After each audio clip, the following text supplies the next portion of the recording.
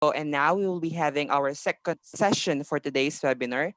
The next speaker is Mr. Raul Socrates Banzuela, which is the Executive Director of Pambansang Kilusan ng mga Samahan ng Magsasaka, much commonly known as PAKISAMA, a national confederation of small farmers, fishers, IPs, and women, rural women, which and rural women and youth organizations operating in the 45 provinces in the country. A graduate of Bachelor of Arts in Sociology in Ateneo de Manila University, he has been leading social, political, environmental, economical, cultural, and professional movements and institutions, and in waging direct action campaigns in pursuit of reforms and good governance in the Philippines for the past 38 years. So please welcome Sir Raul Socrates Banzuela. Please give him a round of applause. Magandang Good morning, umaga sa Sir Raul. Magandang umaga good po, morning. sir. Adrian, maraming salamat sa very generous introduction. Can I do screen share? Can you? Yes, sir po. Yes po, sir. So my topic is about rice and society, and what I'll do is to share with you an introductory note, and then I will be providing you with more very short videos, short videos to explain the key issues confronting rice and rice farming. And then, and from there, we'll also share the various initiatives currently ongoing, which could inspire us to move forward and to make rice farming really a blessed commodity to all Filipinos, especially our rice farmers. So, can I start screen sharing? Yes po, sir.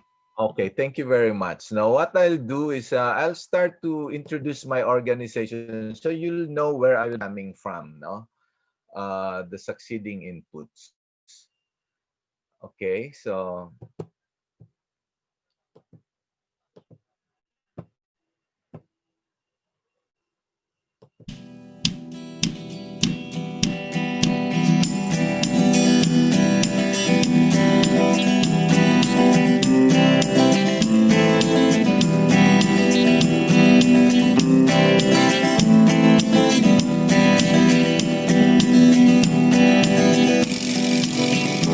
Pinakita naman ng Sunila Farmers, pwede mapatupad ang reforma ng panakain kahit na resistant ang landowner, kahit na nagsasama-sama ang mga makapangyarihan sa iba. Pwede, basta makuha natin ang suporta ng mamamayan. Paghanggang namo sa 28 days, wala gid na kaon-kaon. Ibisitahan mi ni Auramos, ibisitahan mi niya, pero wala siya action niya mo. Tabang siya sa amo, lain na sad mi struggle among gigamit. Nang lakaw na sad mi gikan diriting sa Manila. Wa mi na hibalo nga naday mo tagbo sa amo nga mga lain na sa mga grupo sa mga mag-o magikan sa Ormoc City. Kat nakita na mo sila nga daghan kay sila nagsulo sila, nabuhayan among loob. Pag-abot na mo sa Manila adto, hundreds ka mga pulis ang ako nakita dito dayon. Suko kay kwato nga time kay nganong harangon mi sa paghawa namo, murag nahimo na namo ba nga panultihon nga one for all for one. Di kini among pakigbisog dili lang para sa amo, kundi para sa tanang mag-uuma dinhi sa Pilipinas. Sa pagpupursige nila, nabigay sa kanila ang lupa noong 2010, na-distribute yung 144. Kaya lang, over the dead body ng leader nilang si Rene Peñas. A year after, isang taon pagkalipas noon, siya ay pinaslang sa lugar nila. May mga martyrs ang pakisama over the years para dyan sa pakibaka sa lupa.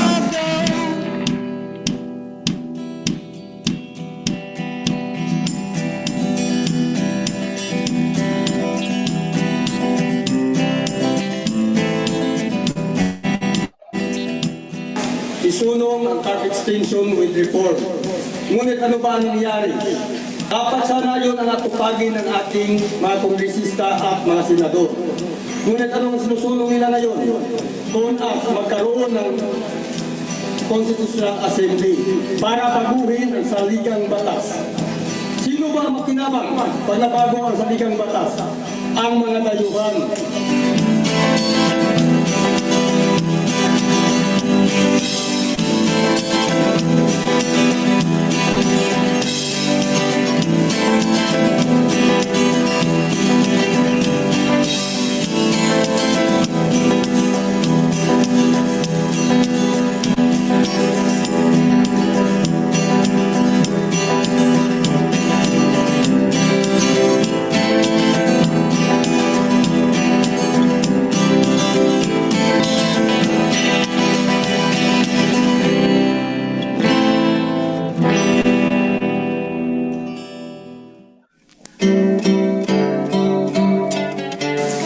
Yung 2009, naglakad kami kasama ang may 1,000 katutubo at di katutubo na galing sa bayan ng Nakar papuntang Metro Manila para ipahayag sa mamamayan at sa mga kinaukulan, lalong higit sa gobyerno, na mahigpit yung aming pagtutol sa planong construction ng Laiban Dam, na kung saan ito ay itatayo sa aming lupaing ninuno, na alam namin kami ay merong lehitimong karapatan na sinasabi sa Ipralo.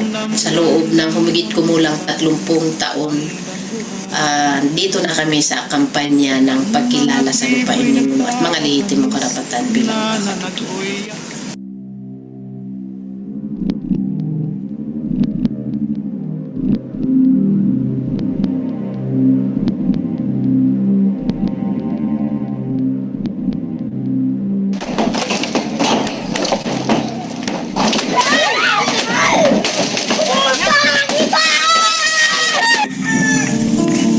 Na-demolish ang bahay namin na wala naman kaming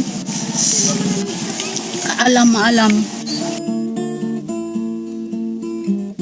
Tapos ilang taon na pinag-ipon-ipunan namin, nawala lang sa isang saglit lang.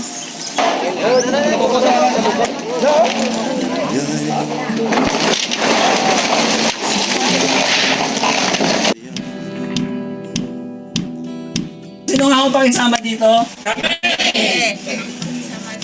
So, kayo ang? Pakisama! So, mahalaga ho yun. Dahil ang pakisama ay hindi NGO.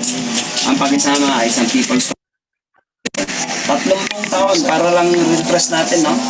Simula siya noong 1996, pagkatapos ng martial law, pwede nang magsalita ang mga magsasaka, ang mga mangingisda. Ano nga kung inulit nila yung pangyayari dati, nilalang namin tayo ng demolition team. Ay, mas marami ho yung mga kasama natin eh. Kung talagang magsama-sama, ay hindi magiging bayan.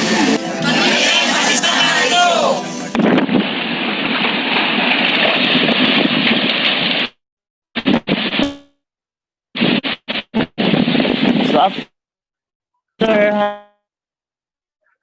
ng bumagyo talaga, nawala yung nyuga namin, yung sinasaka namin kupras, nawala. Tapos after 1 year pa, until such time na may mga ahensya na ng gobyerno na nag-aalok na mga livelihood, ganyan, may mga training, seminars. Nung nag-start na ako magtanim, sabi ko, ito lang pala yung solusyon. O para hindi tayo masyadong umaasa sa mga relief na gano'n. Tapos maganda, parang yung technology ng PAKISAMA at saka yung sa machinery naman sa parang nag-combine sila. Ang kailangan lang talaga yung gagawa.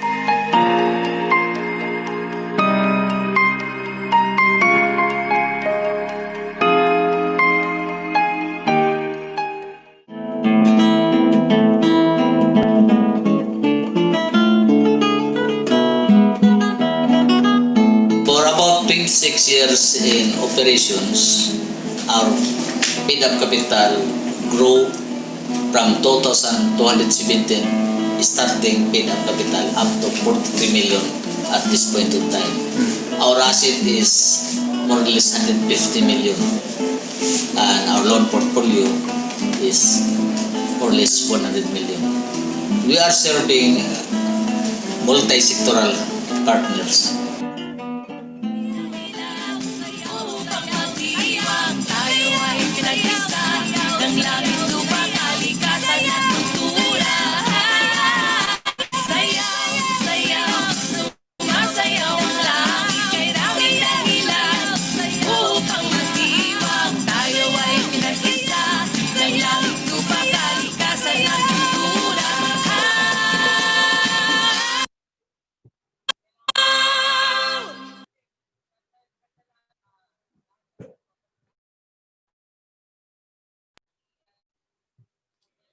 So,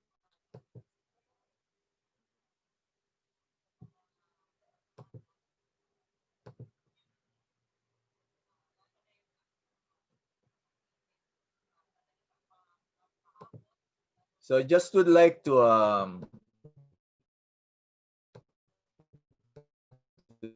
say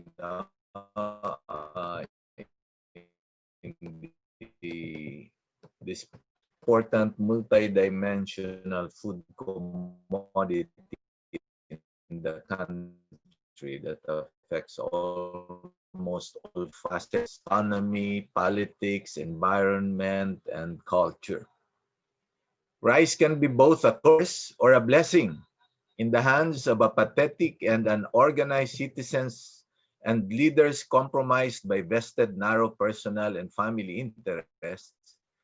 Rice can be more a curse, causing disease, misery, conflict, contributing to stronger typhoons, environmental destruction, um,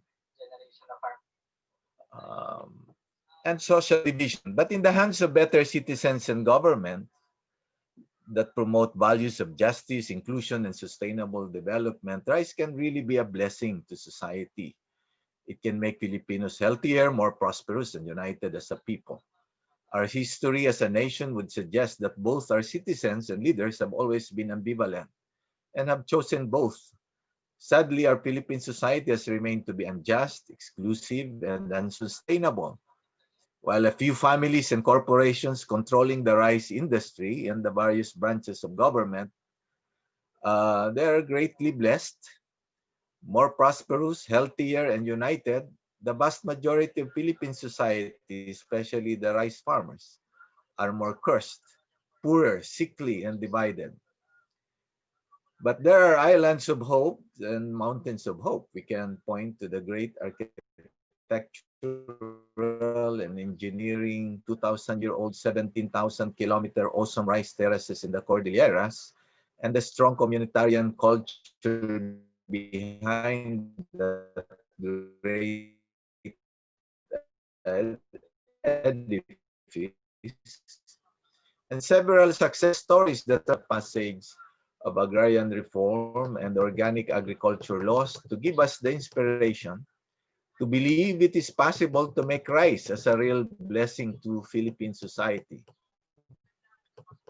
To the young people to whom we are leaving this society, it is eventually in your hands what to make with rice. Will you make it more a curse or a blessing? So that's the first thing. The second thing I'd like to share is that if we want rice to be more a blessing, we need to understand first how it has become a curse. It is a curse to farmers and farm workers who remain tenants or slaves to the landowners who decide their fate. While most rice farms have already been distributed since Marcos administration to the present, still many rice farmers remain tenants, or farm workers still do not own a piece of land. A good percentage of rice farmer agrarian reform beneficiaries have sold or mortgaged their farms in favor of their traders or real estate developers.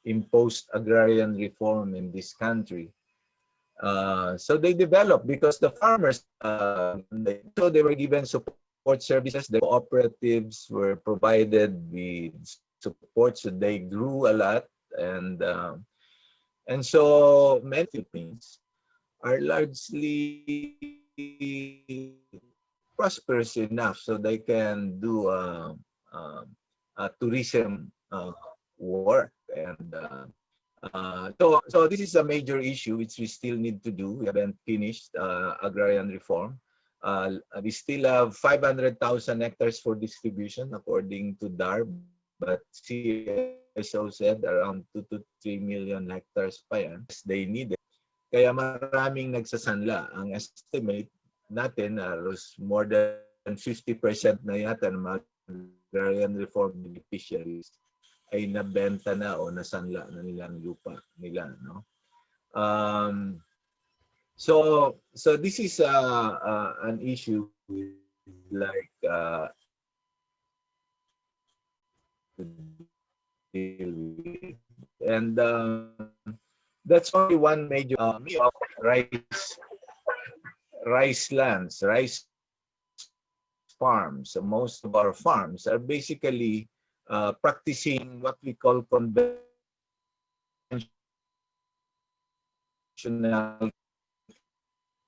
chemical agriculture. Since the Green Revolutions in the 1970s,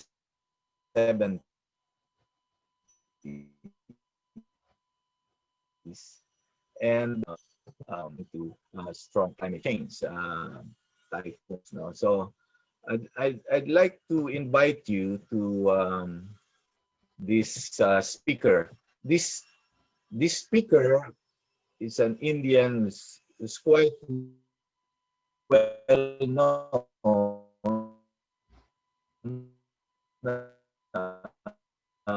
and he will talk about her critique to the Green Revolution,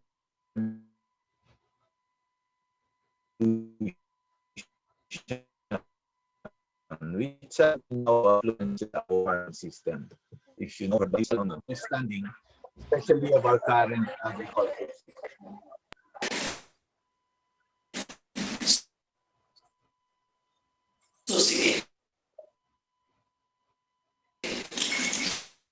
Two-thirds of India.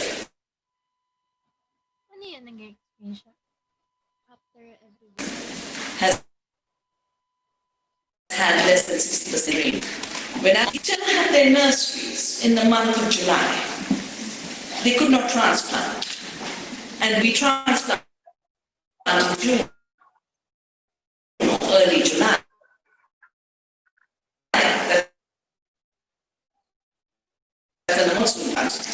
You don't transplant because agriculture has gone hand in hand with water-intensive cultivation. So even though these varieties had been called high-yielding varieties, in fact the paddy fields were totally empty. Farmers have been working fast and like the millet, the manua, their fields had a crop. And for me, it was one more confirmation of the fact that we have neglected the kind of breeding for diversity that we need desperately.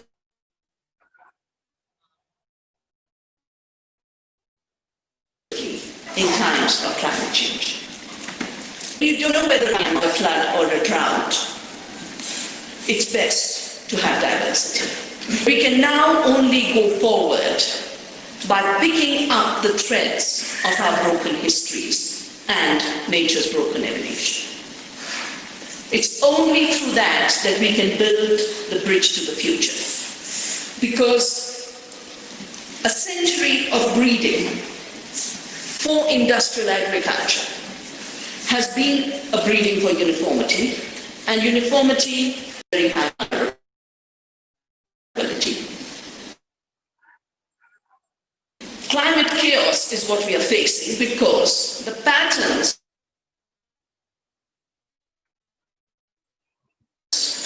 of the climate have been disrupted. They've been disrupted, and industrial farming has a lot to do with it.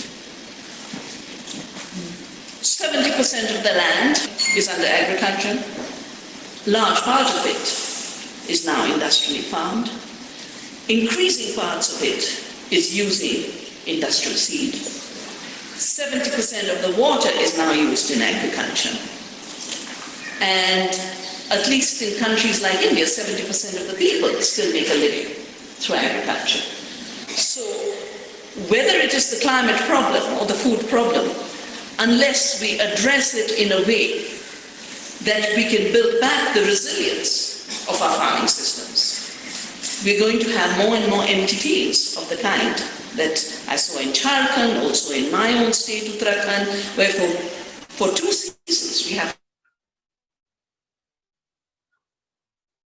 had a problem because of rainfall failure. Again, something to present. Of industrial breeding in 1984.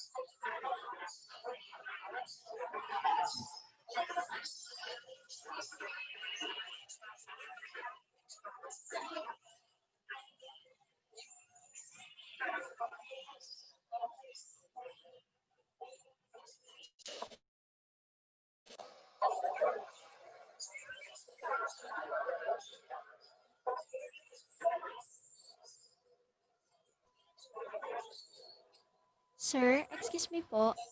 Hindi po namin nakikita yung video.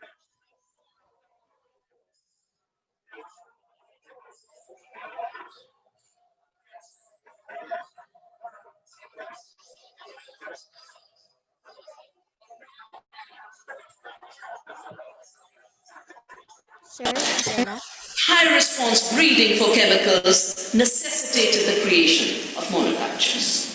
And in the state of Punjab, more than 250 crops used to be grown, species used to be grown. It was reduced to rice in one season. The assumption, of course, that this would generate prosperity did not last because the initial subsidies from the World Bank evaporated very fast, and after a while the farmers had to bear the cost of constantly increasing chemical input. It has increased 300 times since the introduction. Multiplied by 100 for the percentage increase. So we are talking of a burden that farmers are left with, but the soils are left with. And now we can see the soils that have been chemically fertilized in response to the plants bred for chemical. the very areas that are most vulnerable to climate change because they have absolutely no water holding capacity. Organic matter is what gives soils the capacity to hold moisture and therefore the capacity to deal with climate change, where increased water stress is one predictable outcome.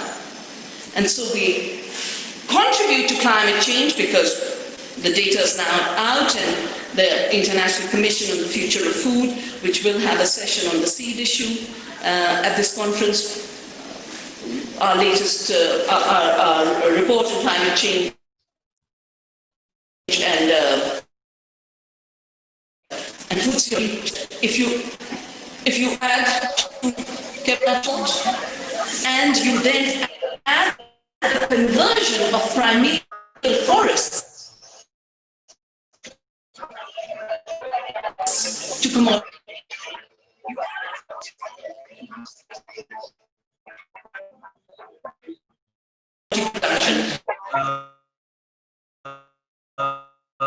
That's another the rainforest of like Indonesia.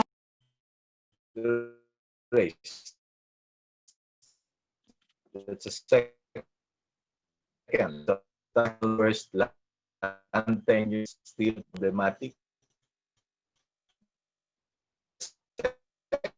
Second is the farming system issue, and that's why many of our farmers remain poor. We may have increased our yield, but still our farmers. So now the third, the issue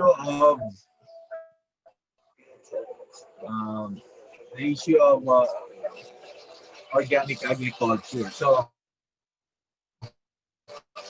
while purification is a major issue now, the rice farms are very the price of rice is very cheap. Here there is this alternative. We're showing the alternative.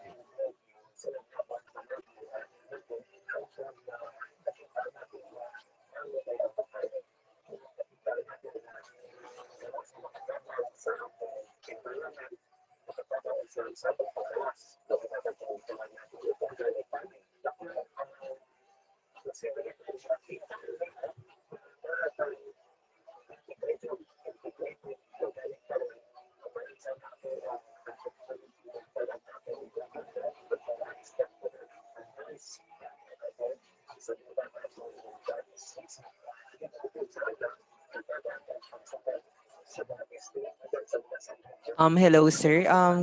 Pwede po bang pa-share screen po? I mean, wala po kami nakikita po na video.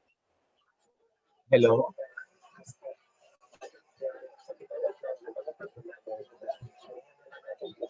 Naririnig ba? Naririnig po, sir. Wala lang po yung video.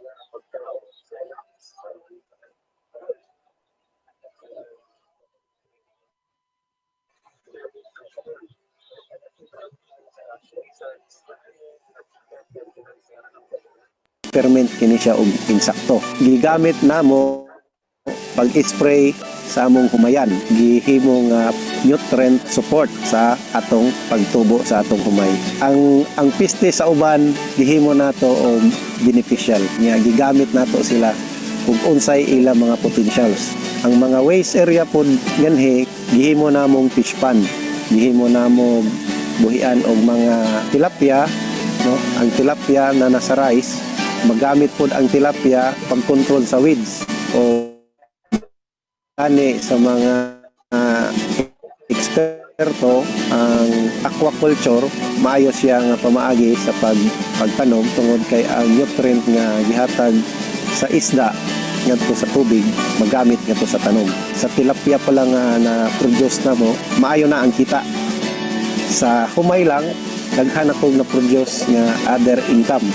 Kay ang rice straw, i-process na po nato, gilawag sa wati. Sa una daghang miligramo ni ani way mudawat. No, karon nakita nila nga may daghan nag mag-ilog, daghan nag gusto bisita, daghan nag mitanaw. Sayon pag-asinso kung inyo gamiton sa insakto ang inyong area. daghang makuha nga idea sa internet. Ako kay siyang tabang gani na mapunan ang imo mga knowledge about sa pag-improve sa imong sa kaning organic fertilizer production, fish farming, vegetable farming.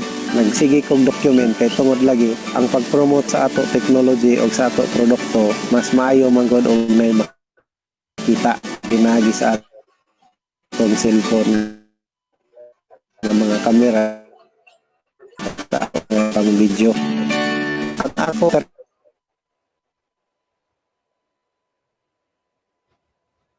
pa kantigo na sila karon og vermicomposting unya maniguro sila repack sa black rice, repack sa brown rice para makaibaw sila nga sa farming na aday income, na aday kwarta nga makuha. Na pug ko gidunitan nga cooperative ano yung gitawag og Ormoc Rice Seed Producers ga grow pod mi og organic rice. Ako gi-assess ang ila rice farming is mo improve pod og mumayo ang kita. Itudloan pod nato sila og unsaon nga mas sustainable ang ila pag-farming. Nakita na ako nga ang income sa usa ka farmer sa ako lang na experiencehan nga ni doble kung nidako, no? Labi na kay ni minus ang ako gasto sa labor ug sa mga fertilizer nga chemicals. Siguro lablag nako ang farming, no? Usa siguro na nga rason kung na kay passion pag farming, dili ka magkwenta sa imo gasto ug sa imo kahago. Dili pobre ang pag-farming. Og dili siya kanang sa bagal og unsa kalayo og unsa kalisod kung naa kay sipag tiyaga at can be a lucrative job. It's a noble profession. It's possible. So that's the third point we'd like to share with you, that there are in fact alternatives, that there is hope. While still so many of our farmers remain to be poor, it's possible that we can also enrich them, empower them, and there are technologies and there are already models. We only need to upscale them. And I'd like to share with you this experience of a cooperative. We've been assisting this cooperative since 1990. So it's now 30 years. They are among, in fact, perhaps the most progressive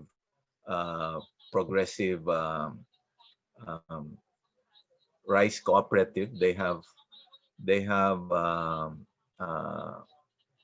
what they call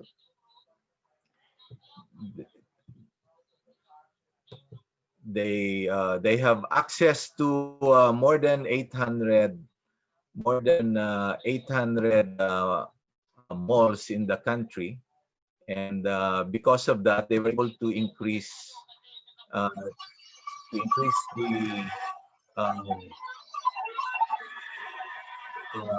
income of their members.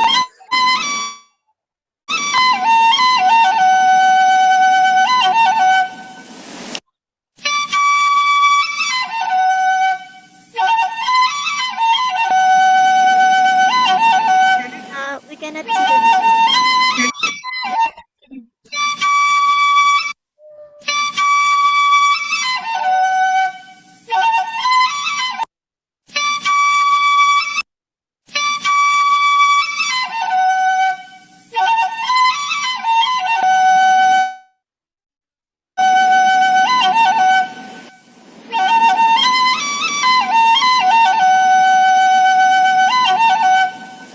This 998-hectare hacienda in Bicol, the Unión Agrícola y Pecuaria del Sur de Luzon, better known as Pecuaria, was once owned by Don Severo Arroyo Tuazon. For 3 decades, the hacienda ran a farm producing mostly cattle.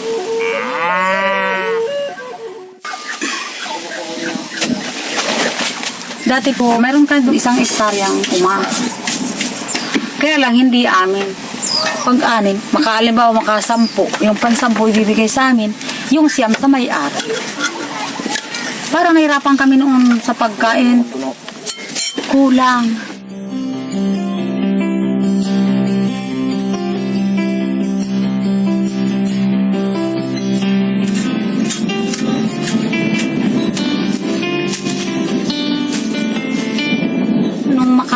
nakaumpisa na kami makapagtanim, yun, hindi na kami gaano nahirapan.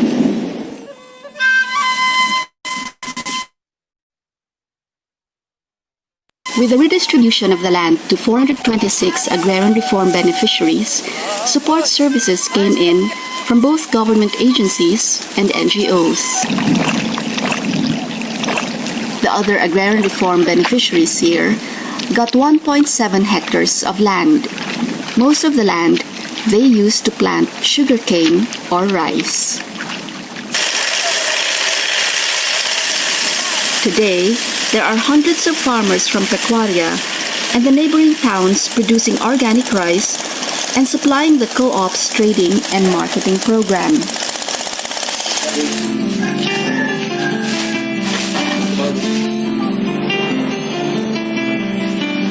This agrarian reform community, now a successful cooperative, has become the single biggest producer of organic rice in the country today.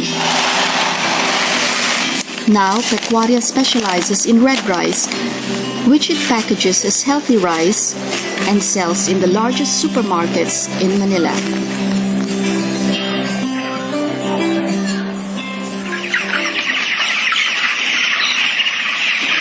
To increase the productivity of their small farms, and the other agrarian reform beneficiaries also practice integrated farming.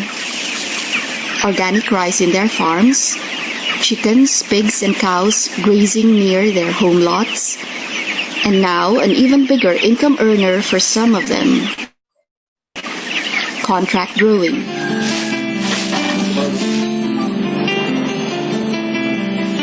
In 2003, the co-op made its first 100,000 from organic rice trading.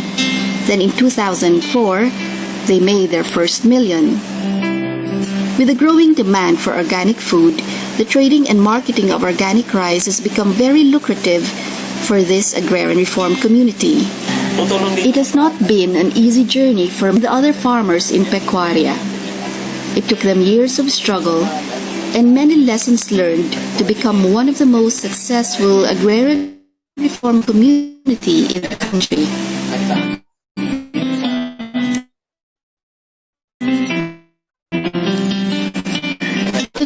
It has made it.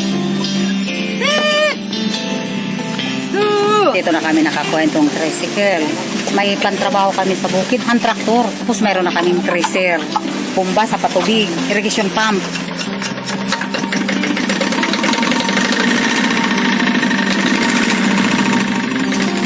Hindi na kami naman problema ng pagkain. Kahit kaunti, nakaraos na kami. Takulo lang na ginawa namin sa ngayon. Yung panganay namin, Bachelor of Science in Agriculture, major in Animal Science. So yung pangalawa, nagtapos siya ng admission.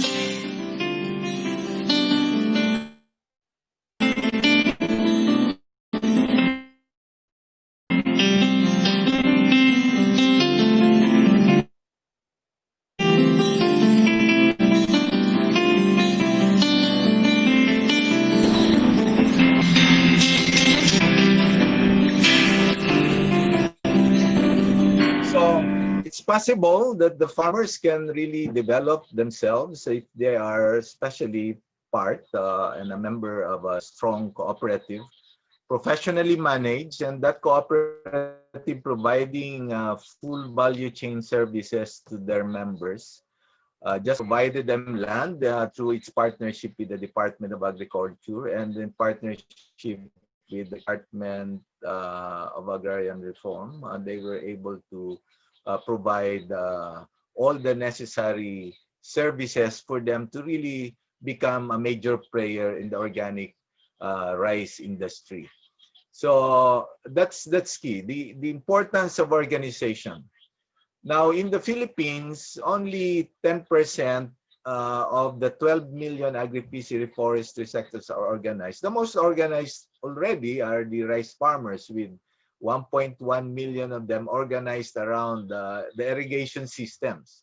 But you and I will agree that rice farmers will need more than water they will need perhaps 13 other services, from land to seeds to fertilizers to processing facilities to very strongly consumer market.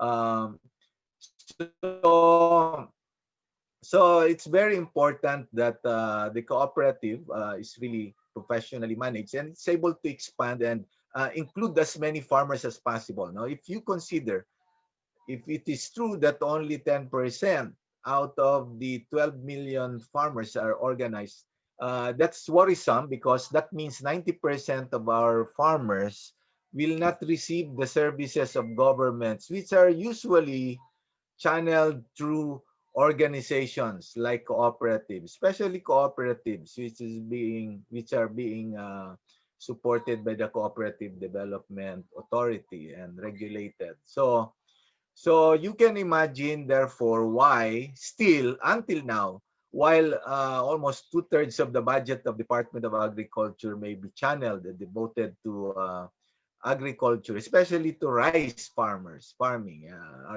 being a political staple that can bring down governments, and um, still rice farmers remain to be poorer. They are less poor than the coconut farmers or the pieces, but still they are poor and they do not really live beyond poverty line. No? So importance of organization, and it's very important that they're organized at the primary village municipal level, but their organization is also um, uh, linked to a higher federation like a national federation or even a regional federation, so that they're able to influence also policies, especially when the village is very much part of a global society. Like the Green Revolution was not implemented only in one village, but entire country. And not only entire country, but the entire world, no? Who, especially countries who are eating rice. So we need the organization for us to deliver the services necessary for us to develop as farmers, but also for us to be able to be heard, our voice is heard. Now, this year, we are, in fact, I'm in a conference now with the Department of Agriculture. We're in a consultation for the coming up with the National Action Plan for the UN Decade of Family Farming. Most of our farmers are family farmers. Ibig sabihin, yung ating mga nanay, tatay, at mga anak ay nai-involve talaga sa farming. No? So we'd like to share this video, another video, um, which was um, done by the Asian Farmers Association, to say that rice farming and family farming has a uh, global dimension, and we must also act at that level. No. Um,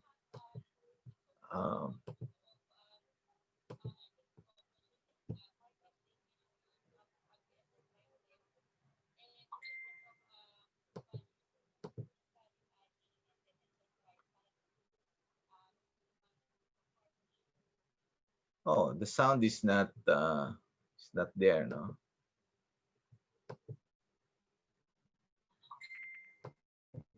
There's no sound.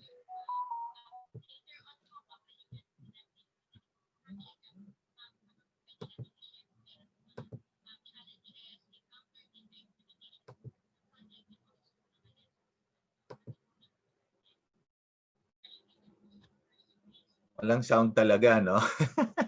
Sorry. But please read it. This is a composition by Joey Ayala. It's Tagalog in English natin. No, just read it, and these are all pictures of farmers from the Asian Farmers Association. There are 20 countries in and PAKISAMA or confederation is part of this federation. And these are the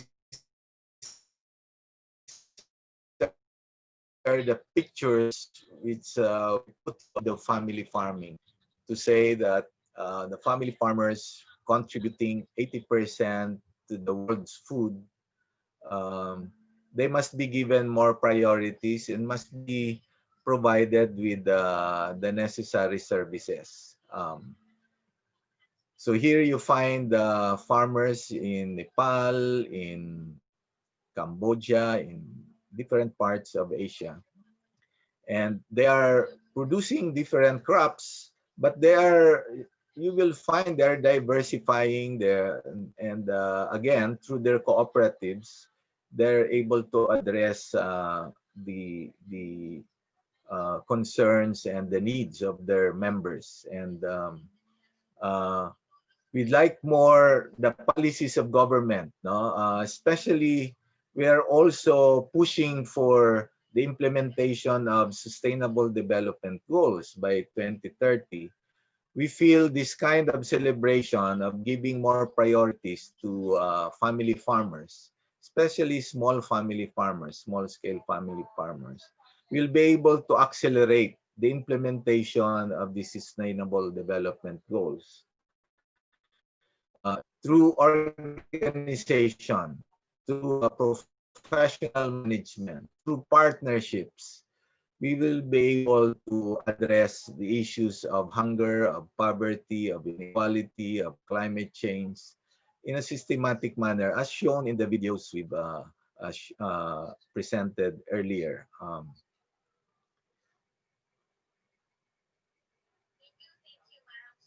So you will find here the different organizations.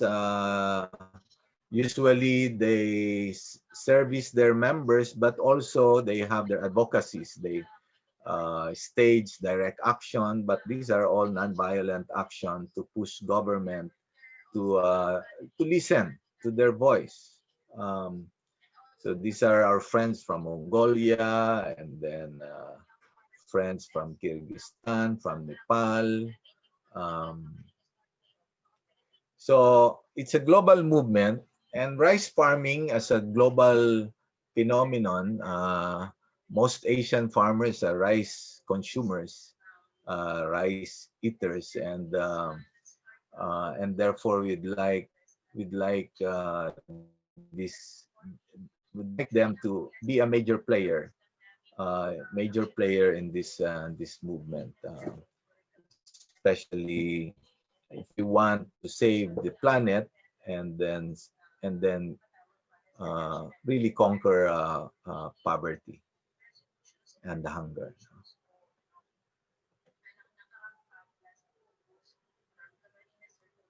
Now, this is from Vietnam Farmers Union. They have 12 million members. No, they are fast growing, and they may have overcome already the Philippine agriculture, largely because their citizens and their governments really work together very strongly. Remember, Vietnam even has almost zero fatalities with COVID. No, so this video came from Lamac. That's the #1 producer agri-cooperative in the country.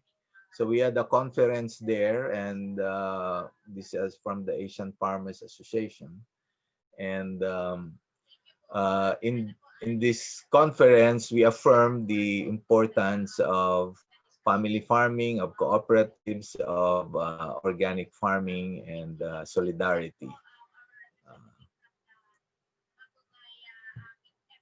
Now, the key issue among family farmers is that most of them are aging already. 57 is the average age of family farmers.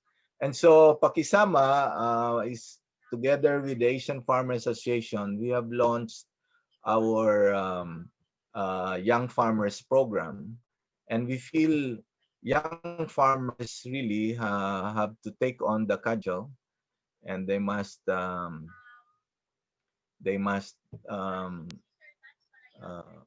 be able to take on the next generation. And um, so so I'd like you to watch this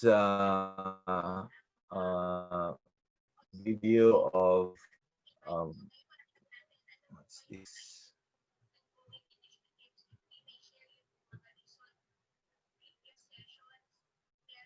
Sorry. I'm really sorry. I'm bit technically challenged. I'd like to show this Jumer. Jumer Al-Qaeda.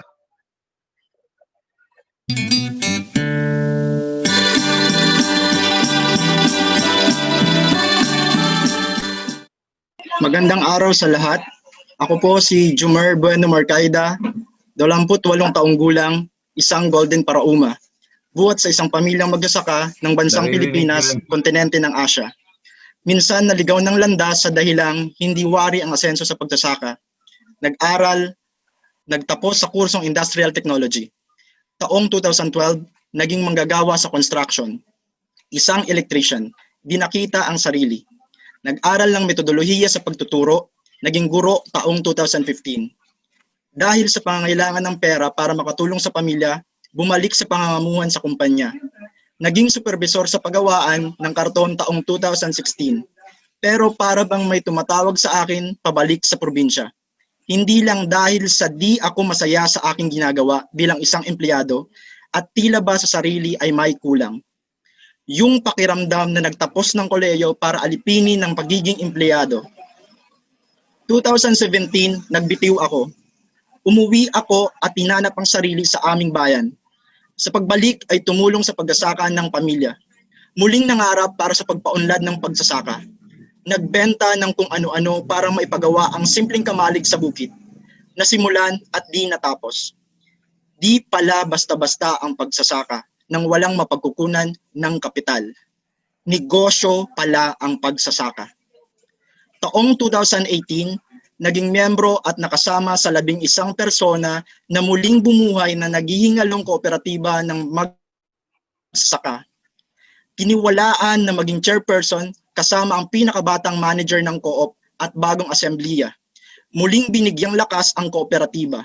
Unang sabak bilang isang leader, ang subukang solusyonan ang problema ng nakaraang administrasyon.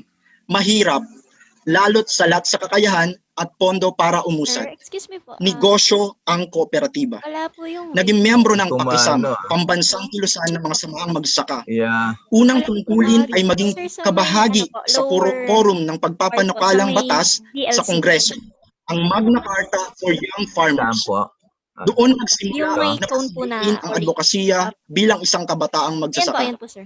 Nagsimulang matuto sa Yung cone po na may pagsasaka, stripes, pagninegosyo at pamumuno. Muling tumayo ang sa ano po? co-op sa pag-alalay ng PAKISAMA. Naging aktibo sa partisipasyon sa mga pagsasanay at pagsali sa mga programa ng gobyerno tulad ng mga trade fair, KLMPE, Knowledge Learning Marketing Policy and Engagement, at marami pang iba.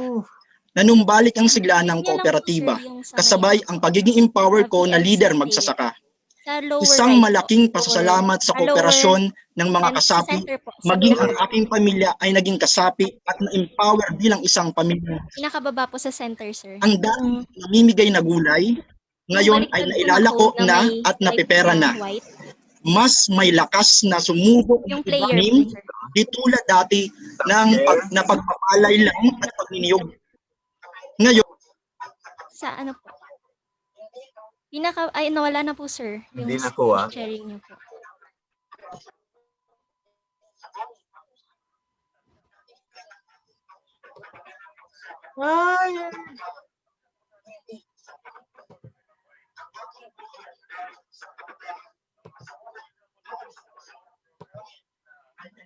Sus, nakakaya.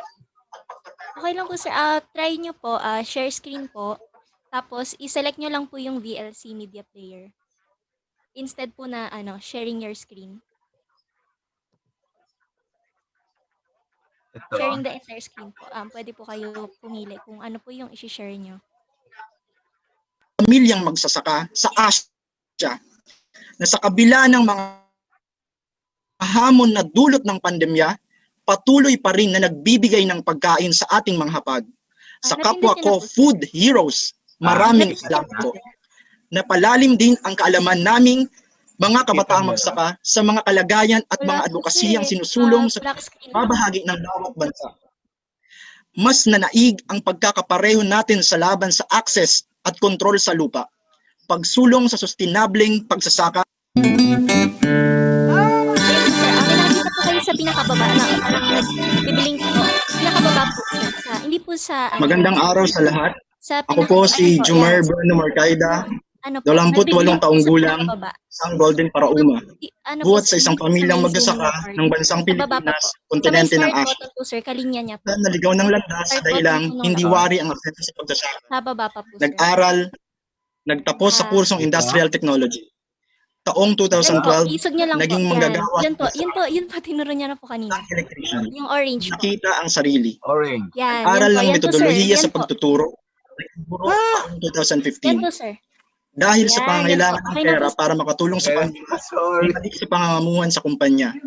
Naging supervisor sa paggawaan ng karton taong 2016. Pero para bang may tumatawag sa probinsya. Hindi lang dahil sa di ako masaya sa aking ginagawa bilang isang empleyado at tila ba sa sarili ay may kulang. Yung pakiramdam na nagtapos ng kolehiyo para alipinin ng pagiging empleyado. 2017, nagbitiw ako. Umuwi ako at tinanap ang sarili sa aming bayan. Sa pagbalik ay tumulong sa pagsasaka ng pamilya. Muling nangarap para sa pagpaunlad ng pagsasaka. Nagbenta ng kung ano-ano para maipagawa ang simpleng kamalig sa bukid. Nasimulan at di natapos. Di pala basta-basta ang pagsasaka nang walang mapagkukunan ng kapital. Negosyo pala ang pagsasaka. Taong 2018, naging miyembro at nakasama sa 11 persona na muling bumuhay na naghihingalong kooperatiba ng magsasaka. Tiniwalaan na maging chairperson kasama ang pinakabatang manager ng co-op at bagong asembleya. Muling binigyang lakas ang kooperatiba. Unang sabak bilang isang leader, ang subukang solusyonan ang problema ng nakaraang administrasyon. Mahirap, lalo't salat sa kakayahan at pondo para umusad. Negosyo ang kooperatiba. Naging miyembro ng PAKISAMA, Pambansang Kilusan ng mga Samahang Magsasaka. Unang tungkulin ay maging kabahagi sa forum ng pagpapanukalang batas sa Kongreso, ang Magna Carta for Young Farmers. Doon nagsimula sidiin ang advokasya bilang isang kabataang magsasaka. Nagsimulang matuto sa iba't ibang pagsasanay sa pagsasaka, pagninegosyo at pamumuno. Muling tumayo ang co-op sa pag-alalay ng PAKISAMA. Naging aktibo sa partisipasyon sa mga pagsasanay at pagsali sa mga programa ng gobyerno tulad ng mga trade fair, KLMPE, Knowledge Learning Marketing Policy and Engagement at marami pang iba. Nanumbalik ang sigla ng kooperatiba, kasabay ang pagiging empower ko na leader magsasaka. Isang malaking pasasalamat sa kooperasyon ng mga kasapi, maging ang aking pamilya ay naging kasapi at na-empower bilang isang pamilyang magsasaka. Ang dating ipinamimigay na gulay, ngayon ay nailalako na at napepera na. Mas may lakas na sumubok ng ibang pananim di tulad dati ng kuryente. Hindi ito dahil sa ako ay leader, kundi nagkaroon ng kooperasyon maging sa aming pamilya. Nakita ng aking pamilya ang halaga ng pagsasaka bilang kabuhayan, hindi isang hanap buhay. Ang aking buhay ay halimbawa ng isang kabataan na sa unay ayaw sa pagsasaka, ngunit may prinsipyong palaguin ang sariling kaisipan at pagkatao at magkaroon ng kahulugan sa buhay, kaya't sumubok sa pagsasaka. At sa suporta ng mga institusyon ay ngayoy nagagawang palaguin ang pagsasaka. Sa mga nakalipas na araw, lubos ang pasasalamat ko sa mga punong abala o organizers at partners sa matagumpay na pagtitipon na ito. Muli nating pinarangalan at kinilala ang mga pamilyang magsasaka sa Asya na sa kabila ng mga hamon na dulot ng pandemya, patuloy pa rin na nagbibigay ng pagkain sa ating mga hapag. Sa kapwa ko food heroes, maraming salamat po. Napalalim din ang kaalaman naming mga kabataang magsaka sa mga kalagayan at mga advokasiyang sinusulong sa pagbabahagi ng bawat bansa. Mas nanaig ang pagkakapareho natin sa laban sa access at kontrol sa lupa. Pagsulong sa sustainableng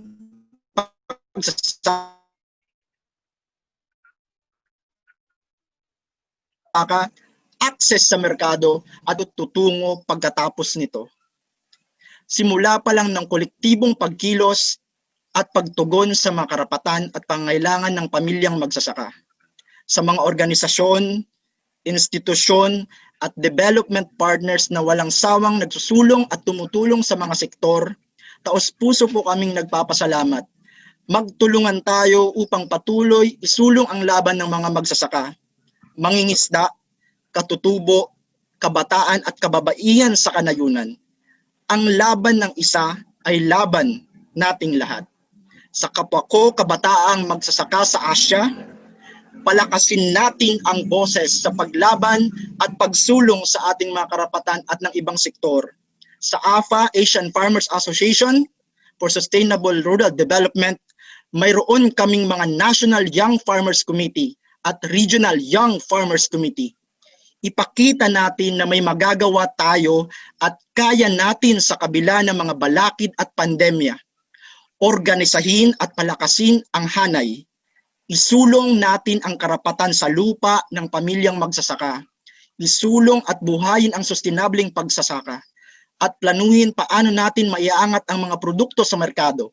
Paano papatingkarin ang mga lokal na produkto ng mga magsasaka. Sa panahon na nasa kalagitnaan tayo ng pandemya, mas nakita natin ang kalagahan at kakayanan ng mga pamilyang magsasaka para masiguro ang seguridad sa pagkain at nutrisyon. Tayo po ay bayani ng buhay. Sama-sama po tayong kumilos. Palagi nating tatandaan na wala dapat na iiwan sa pag-unlad o no one should be left behind. Patuloy nating ipanawagan na no farmer, no food, no future. Maraming salamat po. Diyos mabalos. Mabuhay kayong lahat. Mabuhay ang pamilyang magsasaka. Mabuhay ang pamilyang magsasaka. Maraming salamat po.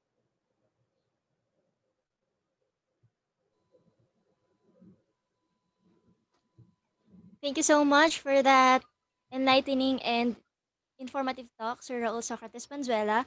Now, we are giving the floor to the viewers who would like to ask their own questions. If you have any questions, please be sure to follow the format indicated on the screen. Use a number followed by your name and the question. For example, number 1, Miko, what is the powerhouse of the cell? Just type it to proceed to your query.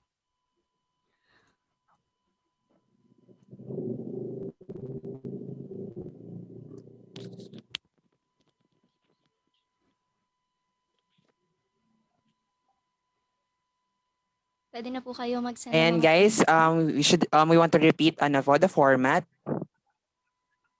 The format Use a is like, number followed by your name and the questions you want to ask to Sir Raul.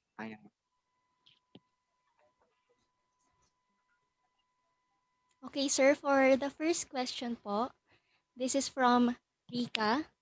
What are the ways, given that we were recently hit by Typhoon Ulysses, of our national government and LGU or NGO in bouncing back the rice farming?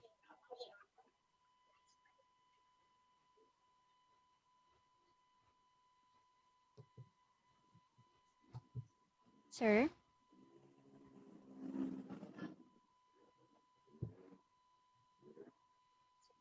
Yes, I did. Sir, That I I'll was. repeat po the question. The What first was it question po again? is from Sorry. Rika.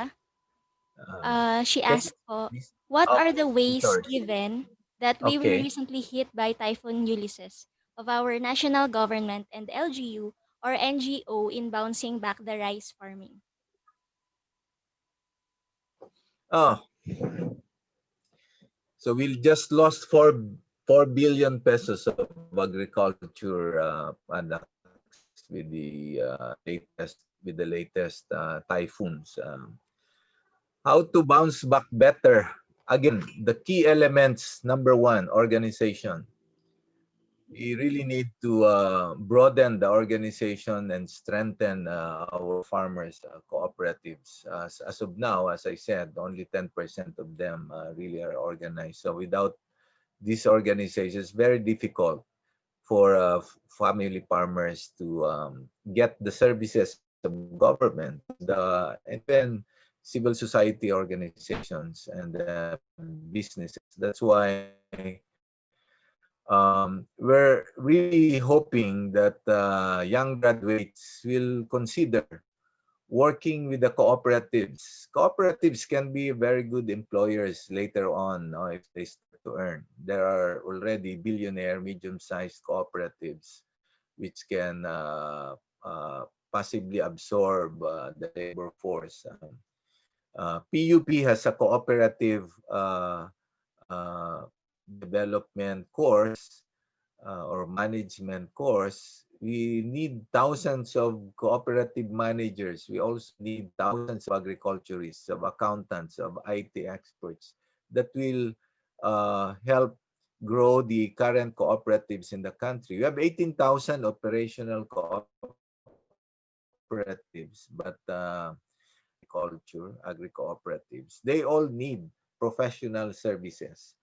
So only when they are professionally managed and they're providing all the services to the members, that they are able to become meaningful to family farmers, and government will be able to have good partners for their projects.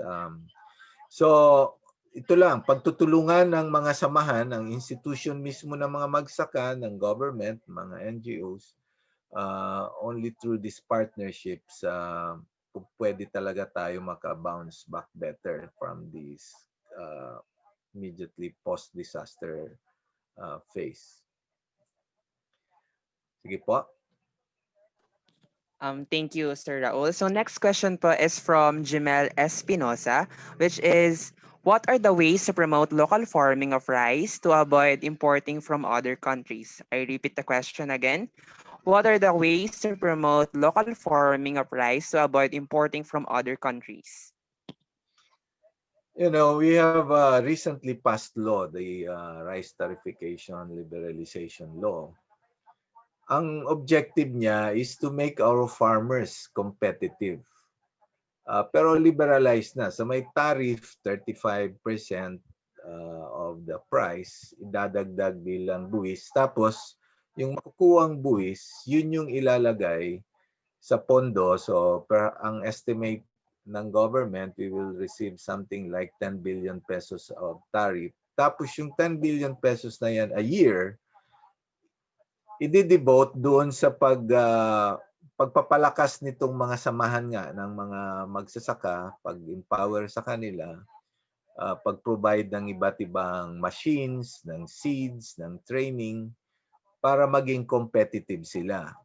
So ang view, kung competitive na sila, anong ibig sabihin ng magiging competitive?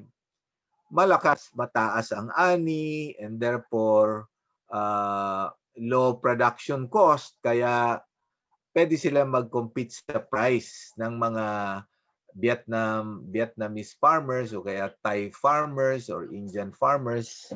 And therefore, kung mas mababa na ang presyo, hindi na bibilhin yung mga imported rice. Kasi competitive na nga. Yun yung vision ng rice tariffication. Kaya lang, ang problema natin dyan is the transition. Number one, transition. Dahil hindi pa nga nakahanda yung ating mga magsasaka, ilan lang yung handa. Yung present ko sa inyo na pecuaria is more an exception than the rule. Most of our rice farmers are ill-prepared. Kaya bagsak talaga ang presyo ngayon ng bigas, ng palay, at taghirap talaga ang mahihira ang mga rice farmers. An estimate, we just lost some 80 billion pesos yung mga magsasaka natin. dahil sa pagpasok ng mga imported rice.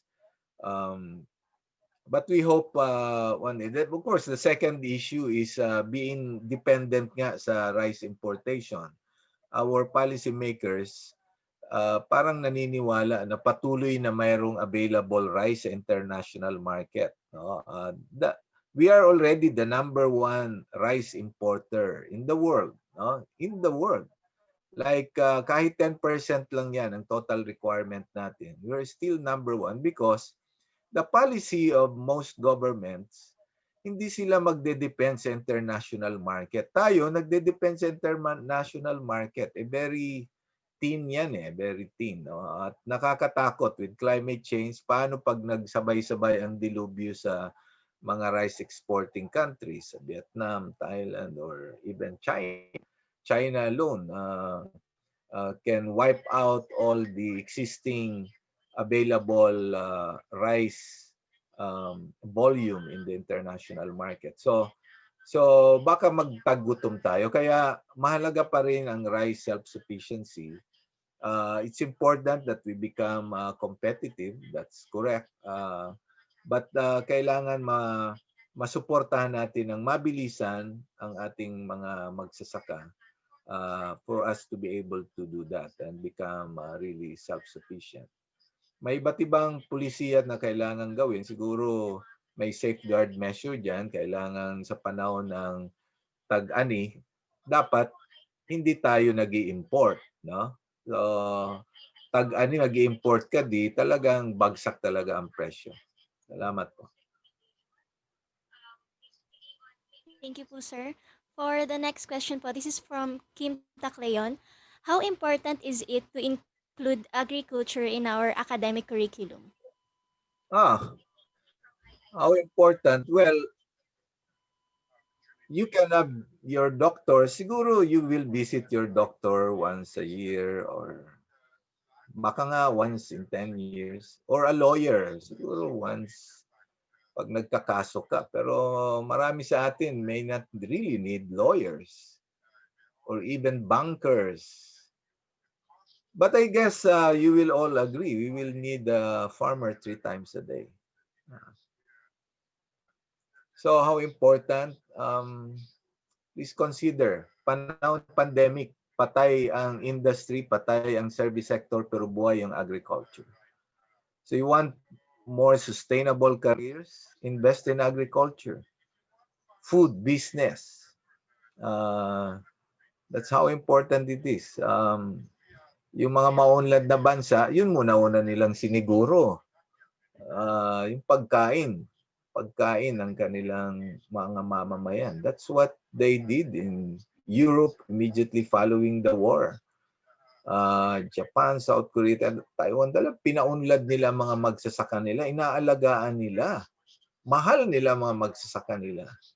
Dito hindi. At nakakainayang, UP Los Baños, for example, halos 4% na lang dyan ng estudyante nagte-take up ng agriculture.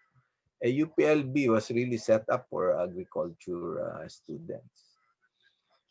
So sana sa PUP may even consider that. No? 100,000 yata kayo sa PUP. Baka pwedeng bigyan ng pansin yan. Kung ang UP Los Baños ay hindi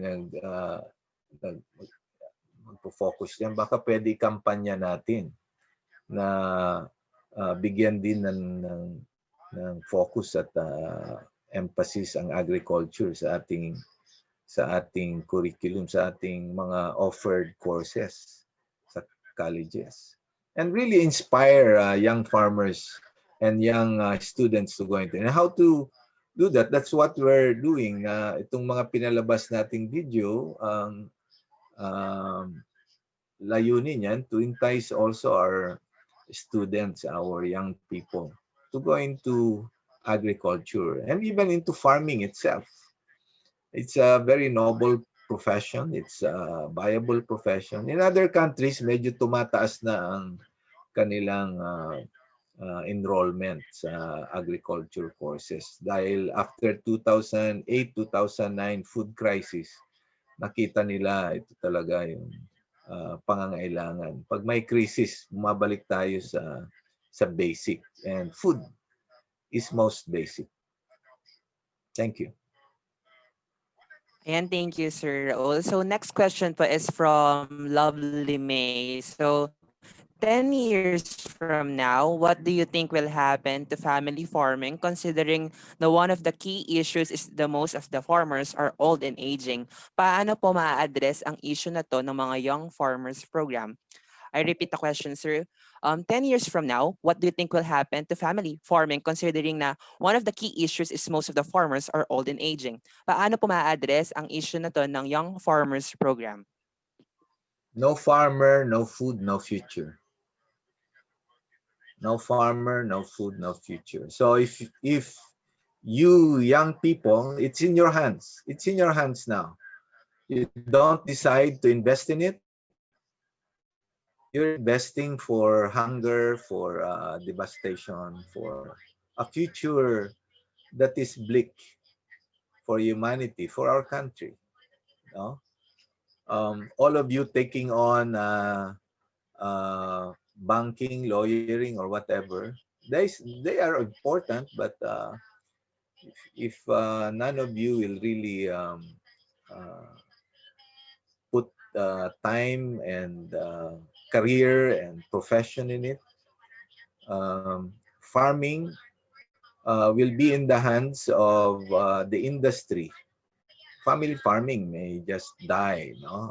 So matitira actually yung mga mauunlad, mga nakakita, and there will be a lot of opportunities. So depende ngayon sa magiging gobyerno natin, it's really a function of a government that has a clear vision of the future. If the next government, say 2022, we elect a government that sees a vision for agriculture strongly, at the president mismo ang mag-rally ng entire country, enticing, putting all the incentives para yung mga kabataan natin pumasok sa agriculture and transform agriculture as real business, viable profession.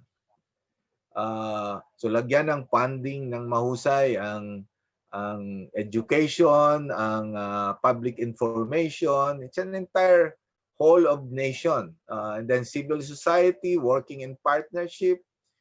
Then we get agriculture cooperatives manager, technicians, thousands of them, deploy them. Then we can change the course of the current trend, and perhaps we can save our country. We can save ourselves and our children and their children from possible devastation, hunger, and conflict. Pag gutom na mga tao, siyempre away-away na yan, gera, etc. So we really hope tayo, siyempre, trabaho natin, number one, take a look. Pwede ba? Wala namang problemang mag-shift ng course. In fact, mag-shift ng course is an ideal for people who learn that during this pandemic, ito pala ang pinakamalagang kurso. Agriculture or, something related to food.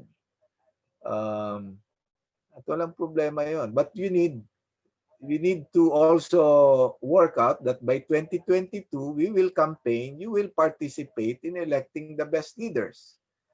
So that the best leaders, yung 4 trillion pesos natin a year na budget, will go to most relevant programs, including programs that will promote cooperatives, that will ensure food self-sufficiency, and then put money to entice young farmers to really go into farming. Young people going to farming.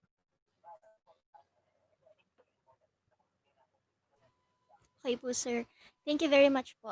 For the last question po, this is from Kate Santa Clara. May existing programs or seminars po ba about farming na nag-i-involve ng youth? May mga possible activities po ba na pwedeng i-include ang agriculture sa academic curriculum? Oo naman, marami na pumunta lang ho tayo sa Agriculture Training Institute. Baka sa website din ng pinopromote, like our organization. You can join us in internship and we can help train you. And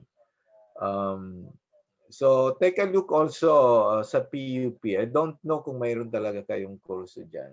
But um, it's important that we look around, see all the possibilities. So there are government, there are NGOs, there are farmer federations like us who may be of help. And the YouTube has a lot of information already. You just click. You're interested. Ang dami-daming mga materials. No? I'm a YouTube student. Siguro I spend 2 hours sa YouTube because a lot of information are out there. Our professors are global professors, mga magagaling sa iba't ibang panig ng daigdig, ibang karanasan. Yun ang maganda ngayon sa technology, no? Talagang nagkakaroon tayo ng access sa mga information na wala dati sa atin. No? So, take a look, mga kapatid. Salamat. Thank you, Sir Raul. So I guess that's it. Once again, we would like to thank you, Sir Raul Socrates Banzuela, for your time. Please don't go yet because we will having a picture taking. So guys, kindly turn on your cameras so we can have a picture taking together with Sir Raul. So definitely, this is a moment that we, the organization, will keep it as a memory. Okay po. Again, kindly turn on your cameras. Okay, we have 3 slides. First slide. 1, 2, 3. Second slide. 1, 2, 3. Third slide. 1, 2, 3. Okay. Set na. Ayan. So thank you everyone. So we just finished the first part of our webinar entitled We Rice as One, the biology of rice, rice farming, and its role in the Philippine society, economy, and the future. Now, the Director of Outreach of PUP Society of Biology Students has something to announce. I am sure that this is another amazing project that all of you should not miss. Let us all welcome Miss Christiana Valconcha.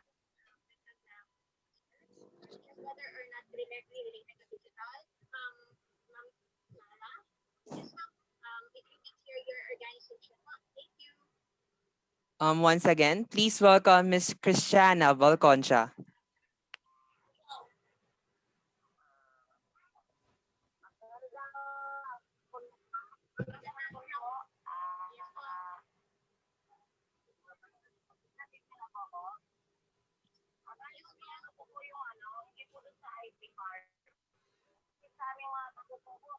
Meron yata ang technical difficulties kala Christiana. So let's wait for a moment lang. So ayan, Lisette, so kamusta ka naman? Parang ang dami nating natutunan ngayon, di ba? Sobra kuya.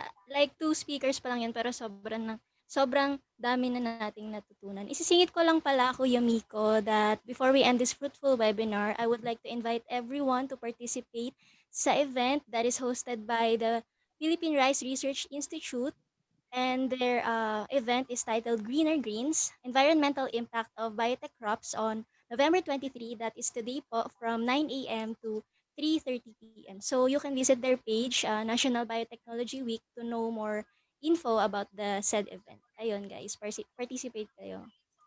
So, ayun And nga Kuya Miko, sobrang dami kong natutunan. Like, first 2 speakers pa lang yun. And for sure, pag narinig pa natin yung dalawang natitirang speakers, mamaya sa part 2 ng program ay mas marami tayong matututunan. Tsaka, alam mo Kuya Miko, napansin ko, yung mga narinig natin kanina from the first 2 speakers, hindi ko siya naririnig sa mga, like sa normal day ng pagiging estudyante. Kaya nga, ang ang ganda ng ganitong idea na mag-conduct ng webinars about rice. And syempre yung rice, ano siya kasi sa Pinoy, 'di ba, patok. And hindi mabubuhay yung Pinoy kung walang rice. Kaya dapat lamang na malaman natin kung ano ba talaga yung sakop or parang impluwensya ng rice sa Filipinos. 'Di ba, Kuya Miko? Yes, Lizette. Just like Socrates said nga po, Sir Socrates, na sabi nga nila na rice is a blessing. Blessing yan ng mga magsasaka sa atin. Kasi nga, di ba, ang akala nila, when we say farmers, parang hindi daw yung noble profession, parang ano lang siya, parang dinedeprive nila. Pero actually, it is a noble profession talaga. Kasi isipin na lang natin na once in a lifetime, siguro makakahanap tayo ng doctor or makakita tayo ng doctor or lawyer. Pero ang farmers, need talaga natin yan 3 times a day. Mula agahan, tanghalian, hapunan, kailangan natin ng bigas or mismo mga kakainin natin sa pang-araw-araw. Kaya blessed ako na meron tayong farmers. Kaya dapat i-amplify natin yung voices nila sa mga rights nila bilang magsasaka. Ayan. Yes, Ayan, Kuya so Miko. So that is why we should grow local, buy local, and eat local. Hashtag yes. support our farmers, rice farmers. Ayan. Ayan, so So, Miss Christiana is cannot attend this webinar, maybe later na lang. So we will move forward for the next part of the program, which is awarding of certificates. Ayan. okay. These certificates are awarded to Mr. Enrique Fortajada and Mr. Raul Socrates Banzuela for sharing their valuable insights and inspiration to the participants as guest speakers during the We Rice as One, the biology of rice, rice farming, and its role in Philippine society, economy, and the future webinar, given this day of 23rd of November at Polytechnic University of the Philippines, Manila. Thank you so much po sa ating mga guest speakers at sa lahat po ng nanonood sa atin ngayon. Ayan, guys. So thank you to Sir Socrates and to Sir Enrique Walang Fortajada anuman. for their time. Thank So you for inviting us also. And thank you po. So we just finished, guys, the first part of the program. Thank you very much for your active participation in this talk and support for the PUP-SBS. For now, we are going to having a lunch break and we will see you later at 1 p.m. for the part 2 of the program. Again, I am Miko G. Samaniego. I am Lizette Estandarte. Maraming salamat po.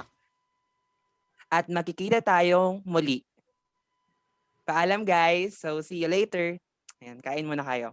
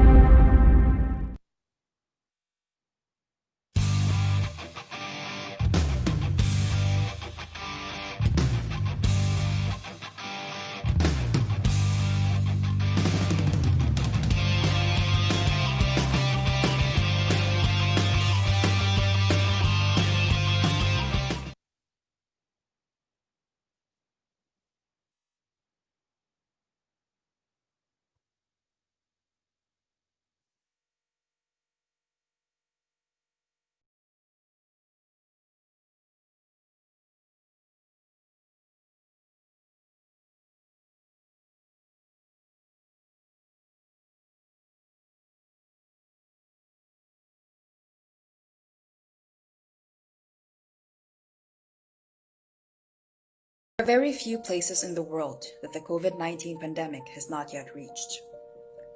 In developing countries,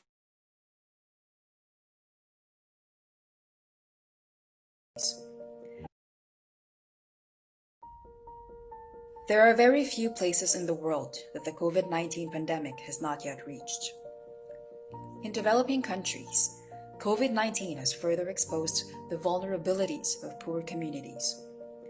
Disruptions in the food value chain, on top of livelihoods lost, pose huge risks to food security and the sustainability of agri-food systems.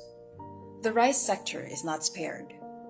Smallholder rice farmers around the world now experience limited resources and even more limited access to farm inputs.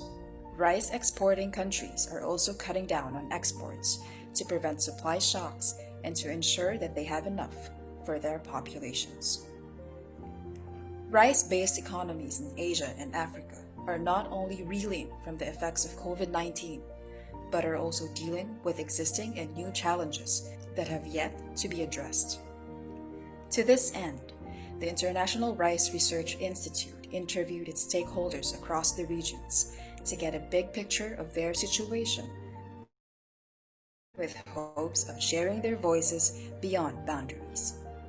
Many initiatives are already being implemented by agriculture actors to allay the compounding impacts of COVID-19 and other challenges. In Africa, Kenya is experiencing its worst locust outbreak in 70 years. This, coupled with the pandemic, will definitely put a strain on the economy. Neighboring countries like Tanzania, Burundi, and Mozambique are threatened by a food crisis should further trade blockages occur and agricultural production contract. Governments in the region are fast implementing interventions to mitigate the risks of COVID-19 and provide food for even the most vulnerable. In Burundi, the government has updated its rice strategy to include new developments in the rice sector. Development partners have also been quick to respond to the situation and have provided support to farmers at the preventive level. They have helped introduce crops or varieties of shorter cycles, increase areas covered by their interventions, and increase the volume of input allocations.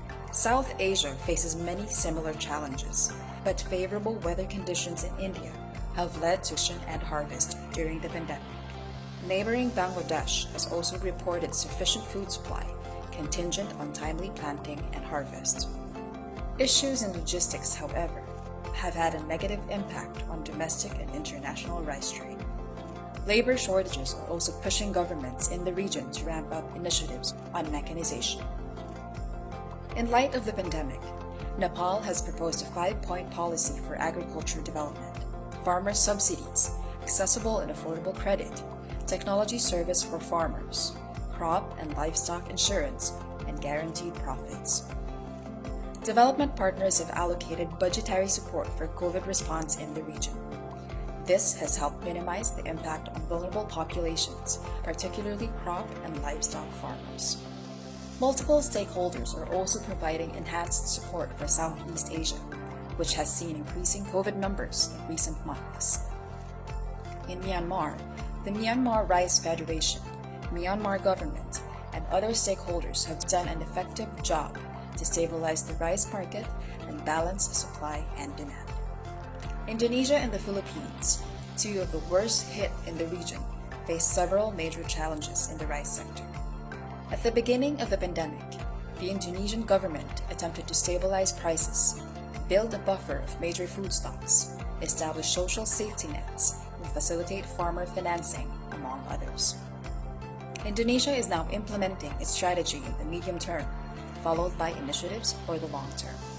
There are also several organizations and universities in the Southeast Asian region that have devoted their time to studying COVID-19's impact on the rice sector and the policy recommendations needed to address the situation. While comparably more resilient, East Asia saw a decrease in agricultural budget for China, while South Korea's overproduction problem remains a key challenge. The Chinese and Korean governments, however, have been active in ensuring food security and working with development and bilateral partners on several projects to achieve this. China and South Korea, together with aid agencies, have also been quick to assist countries in the global south. Collaboration and partnerships among governments, the private sector, Universities and research institutes and other stakeholders, including women and the youth, are key to safeguarding our food systems. Multi-sectoral partnerships will indeed be crucial in informing policy decisions and future directions as we work together to build back better for food systems resilience and transformation.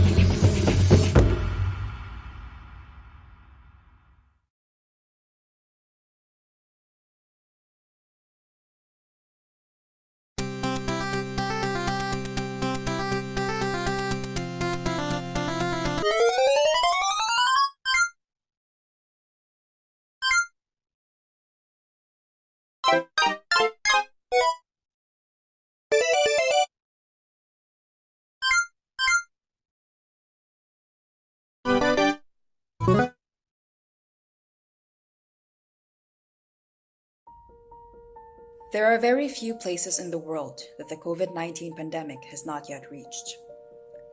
In developing countries, COVID-19 has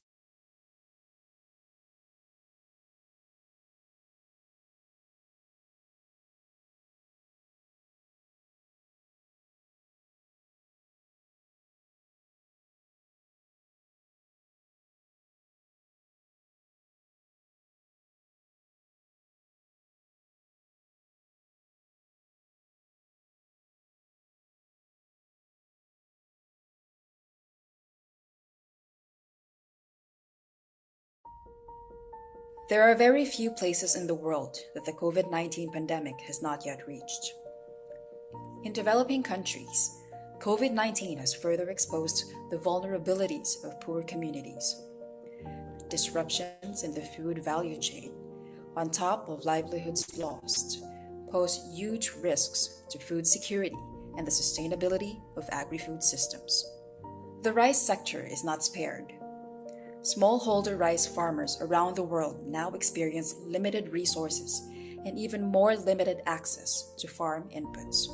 Rice exporting countries are also cutting down on exports to prevent supply shocks and to ensure that they have enough for their populations.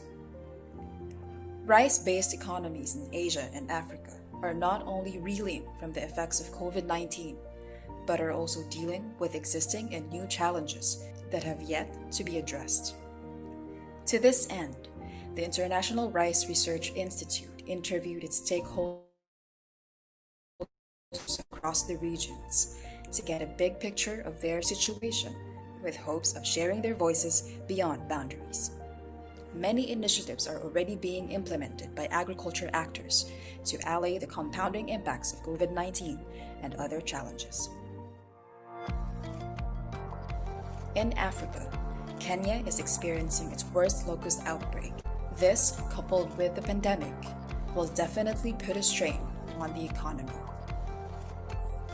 Neighboring countries like Tanzania, Burundi, and Mozambique are threatened by a food crisis should further trade blockages occur and agricultural production contract. Governments in the region are fast implementing interventions to mitigate the risks of COVID-19 and provide food for even the most vulnerable. In Burundi, the government has updated its rice strategy to include new developments in the rice sector, which have also been quick to respond to the situation and have provided support to farmers at the preventive level.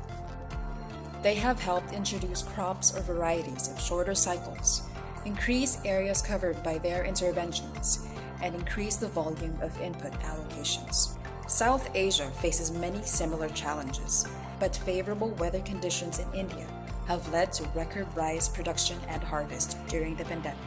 Neighboring Bangladesh has also reported sufficient food supply, contingent on timely planting and harvest. Issues in logistics, however, have had a negative impact on domestic and international rice trade. Labor shortages are also pushing governments in the region to ramp up initiatives on mechanization. In light of the pandemic, Nepal has proposed a 5-point policy for agriculture development, farmer subsidies, accessible and affordable credit, technology service for farmers, crop and livestock insurance, and guaranteed profits. Development partners have allocated budgetary support for COVID response in the region. This has helped minimize the impact on vulnerable populations, particularly crop and livestock farmers. Multiple stakeholders are also providing enhanced support for Southeast Asia, which has seen increasing COVID numbers in recent months. In Myanmar, the Myanmar Rice Federation, Myanmar government, and other stakeholders have done an effective job to stabilize the rice market and balance supply and demand. Indonesia and the Philippines, two of the worst hit in the region, face several major challenges in the rice sector. At the beginning of the pandemic, the Indonesian government attempted to stabilize prices, build a buffer of major food stocks, establish social safety nets, and facilitate farmer financing, among others. Indonesia is now implementing its strategy in the medium term, followed by initiatives for the long term. There are also several organizations and universities in the Southeast Asian region that have devoted their time to studying COVID-19's impact on the rice sector and the policy recommendations needed to address the situation. While comparably more resilient, East Asia saw a decrease in agricultural budget for China, while South Korea's overproduction problem remains a key challenge. The Chinese and Korean governments, however, have been active in ensuring food security and working with development and bilateral partners on several projects to achieve this. China and South Korea, together with aid agencies, have also been quick to assist countries in the global south. Collaboration and partnerships among governments, the private sector, universities and research institutes, and other stakeholders, including women and the youth, are key to safeguarding our food systems. Multi-sectoral partnerships will indeed be crucial in informing policy decisions and future directions as we work together to build back better for food systems resilience and transformation.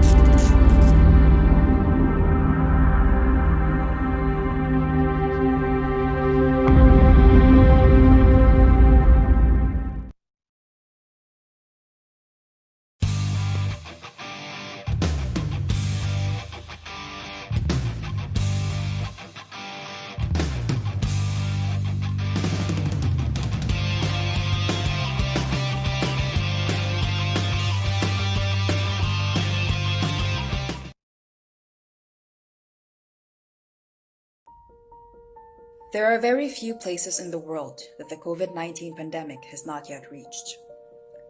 In developing countries, COVID-19 has further exposed the vulnerabilities of poor communities. Disruptions in the food value chain, on top of livelihoods lost, pose huge risks to food security and the sustainability of agri-food systems. The rice sector is not spared. Smallholder rice farmers around the world now experience limited resources and even more limited access to farm inputs. Rice exporting countries are also cutting down on exports to prevent supply shocks and to ensure that they have enough for their populations. Rice-based economies in Asia and Africa are not only reeling from the effects of COVID-19, but are also dealing with existing and new challenges that have yet to be addressed. To this end, the International Rice Research Institute interviewed its stakeholders across the regions to get a big picture of their situation, with hopes of sharing their voices beyond boundaries. Many initiatives are already being implemented by agriculture actors to allay the compounding impacts of COVID-19 and other challenges. In Africa, Kenya is experiencing its worst locust outbreak in 70 years. This, coupled with the pandemic, will definitely put strain on the economy. Burundi and Mozambique are threatened by a food crisis should further trade blockages occur and agricultural production contract. Governments in the region are fast implementing interventions to mitigate the risks of COVID-19 and provide food for even the most vulnerable. In Burundi, the government has updated its rice strategy to include new developments.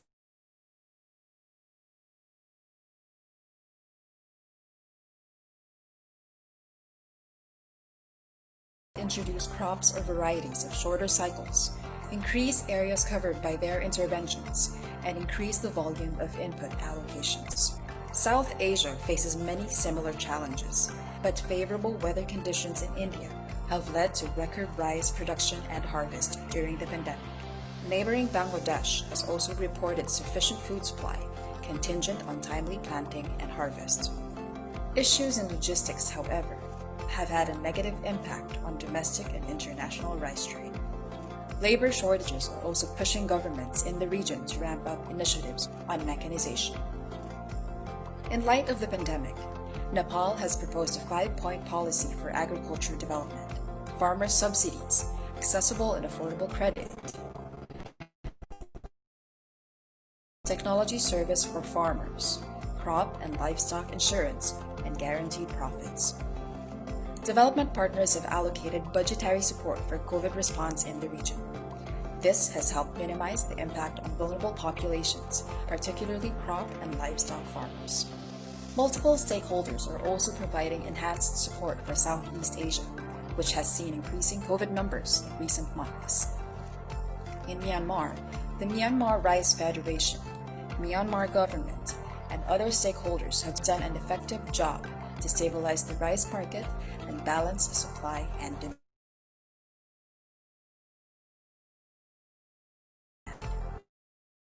Indonesia and Philippines. At the beginning of the